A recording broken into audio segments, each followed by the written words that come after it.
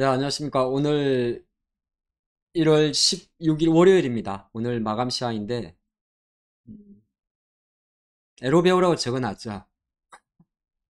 글쎄요. 설마 제가 주식 방송하면서 19금 이야기 하겠습니까? 오늘 다른 뭐 방송을 하다가 저는 사실 모르고 있었어요.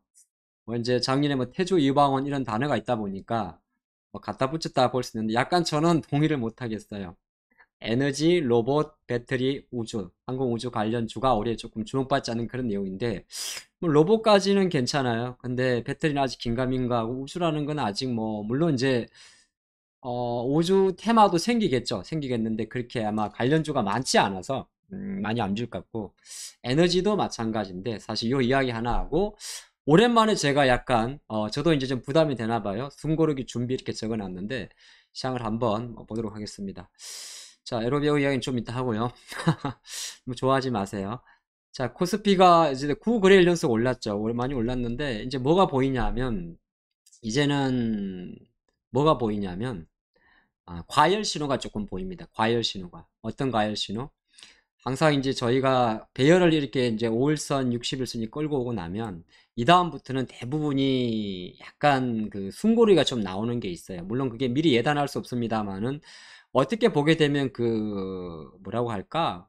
많이 올라왔기 때문에 벌써 뭐 그건 아니에요. 10% 이상 올라왔기 때문에 일정 부분 이번 주 같은 경우는 추보온 관점에서 약간은 저는 사실 지난주부터 이번 주 여기서 갑자기 뭐 2,500까지 가면 좋겠습니다만은 그건 알 수 없는 부분이고 이 내용은 여기서 꺾이니까 현금화 하시고 뭐 하바 그건 아니에요.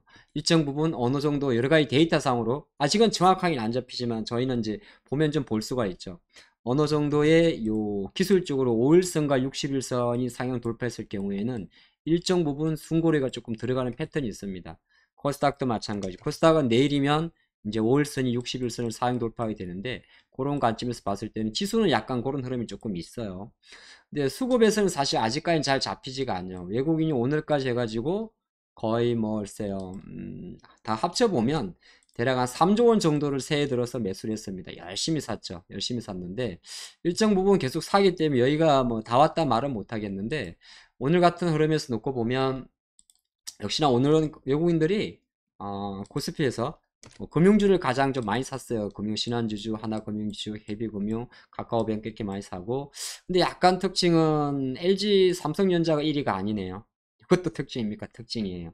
일정 부분 이런 흐름이 있어서 이걸로는 좀 전망할 수 없고 그럼 어떤 신호를 가지고 이 사람을 숨고르기 준비란 말씀을 드리냐면 내용을 놓고 보면 저희가 이게 ADR이거든요. 한 달짜리 20일 ADR인데 처음으로 100이 찍혔어요. 100.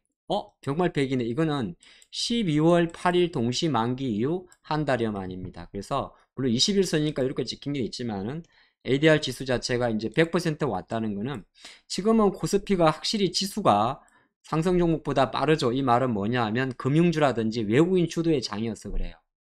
그래서 외국인 주도의 장이었을 때는 지수가 상승 종목 순환보다 빠릅니다. 그래서 거의 시가총액 상위 종목에서 압도적으로 매수가 들어오는데 코스닥은 이런치가 않죠. 이제 100까지 왔다는 건 한편으로 놓고 보면 여전히 종목별 흐름이 좀 순하다 좋다는 겁니다. 좋다는 건데, 코스피 쪽은 이게 약간 코스닥에 비해가지고 더뎌요. 왜? 코스피 쪽은 지수가 조금만 쉬어버려도 다른 애들이 비리비리 해버립니다. 물론 코스닥도 그런데, 근데 코스닥이 만약에 삼성전자나 금융주의 약세가 나오게 되면 또 일정 부분 내수준으로 갈만한데, 실제적으로 내수주를 가려고 하니까 LG 생활건강이나 화장품으로 들어오는 힘 자체가 뭐 세질 않아요.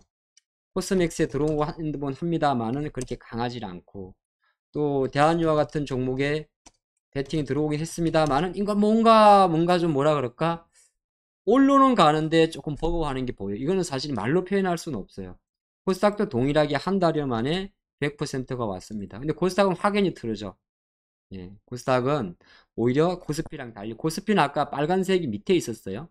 코스닥은 지수 항상 순환이 먼저 옵니다. 그래서 코스닥 쪽에 대한 순환 원리는 크게 염려를 안 하는데 코스피 쪽에서는 충분히 요거는 보면 지수가 위에 있죠. 그러니까 지수만 쉽게 버리면 얘도 꺾여버려요. 근데 코스닥은 꼭 그렇진 않아요. 왜? 그는 시가총액 방식에서 코스피는 시가총액의 절대 몇 개 종목, 삼성전자는 금융주 비중이 3, 40% 넘으니까 그런 거고 코스닥은 오합지졸, 네, 흐름이 좀 없기 때문이죠. 전체로 제일 비싸봤자 뭐 셀트리 헬스케어가 2.9%니까 이런 흐름이 나옵니다. 그래서 우리가 말하는 조금 어려운 내용이지만은 ADR 관점에서 하락과 상승의 비율로 놓고 봤을 때는 코스닥은 여전히 조금 더 우위에 있는데, 코스피 쪽 같은 경우는 100이 왔기 때문에 무조건 꺾인다는 이야기는 아니에요. 100이 왔다는 것은 그만큼 한 달 동안 종목 장세가 활발하게 됐다는 거예요. 이 100은 보통 제가 보는 과열 지수는 140까지 올라갑니다. 그렇죠. 무슨 말인지 아시겠죠? 미리 탑승해서 버스에서 내릴 필요는 없어요.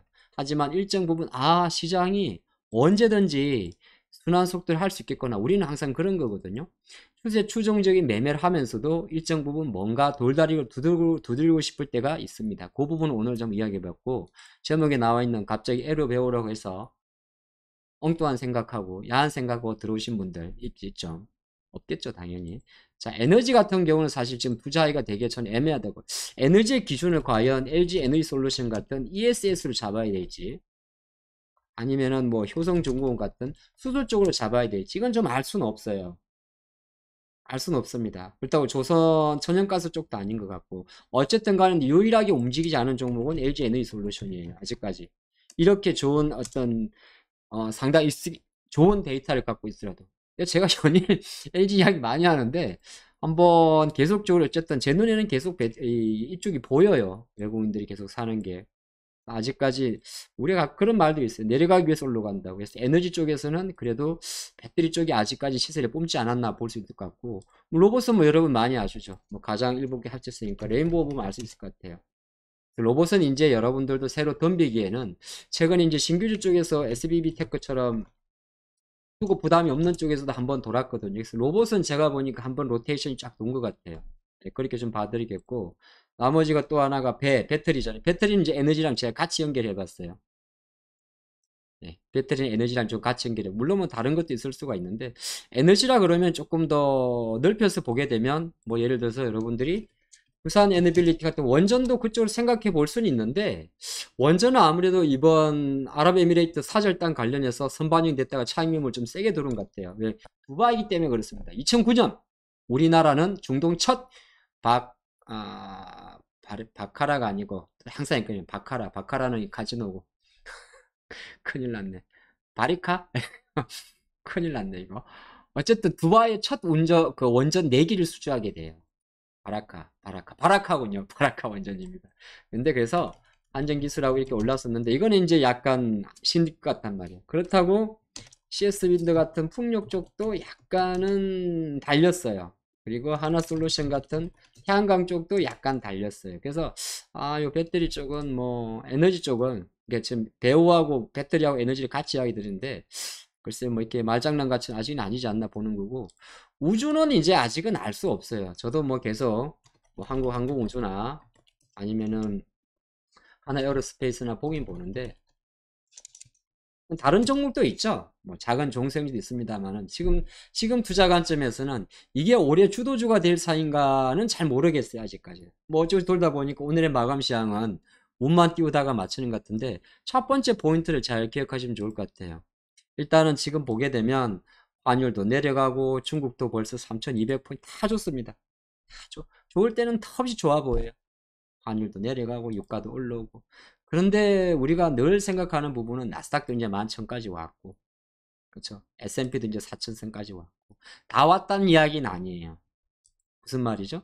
다 왔다는 이야기는 아니고, 중요한 것은 꼭 설날 명절이 있었으면 그런 게 아니라, 뭔가 서서히 이제 좀 호재가 안 보이네. 그럴 날이 이번 주에 올 것 같아요. 그래서 이번 주 한 주 같은 경우는 제 생각으로 뭐 매일 이 시장을 함께 합니다만은, 약간은 뭐 에로베어란 말은 너무 좀 지나친 말이고, 너무 덤빌 것 없이 한번, 그래서 많이 올라와서 좋은데 재정비하는 차원에서 장을 한번 바라보는 것도 좋지 않겠느냐, 이렇게 마무리하겠습니다. 내가 되게 부끄럽네. 마치겠습니다.